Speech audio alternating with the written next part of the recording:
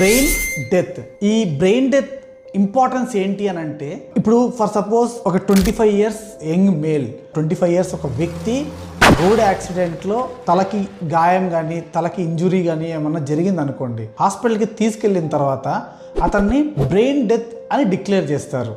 అంటే అతన్ని వెంటిలేటర్ మీద పెట్టి ఇంకా అతను చనిపోయే అవకాశాలు ఉన్నాయండి, మీరు అవయవ దానం చేస్తే చాలా మంచిది అని డాక్టర్స్ పేషెంట్ అటెండర్స్కి కానీ పేషెంట్ కుటుంబ సభ్యులకు కానీ చెప్పడం జరుగుతుంది. దీని ఇంపార్టెన్స్ బ్రెయిన్ డెత్ అంటారు. ఇప్పుడు బ్రెయిన్ డెత్ అంటే ఏంటి అంటే, ఇప్పుడు మనకి పెద్ద మెదడు చిన్న మెదడు ఉంటుంది కదా, ఈ పెద్ద మెదడు చిన్న మెదడు ఫంక్షన్స్ అన్నీ లాస్ట్ అయిపోతుంది అనమాట.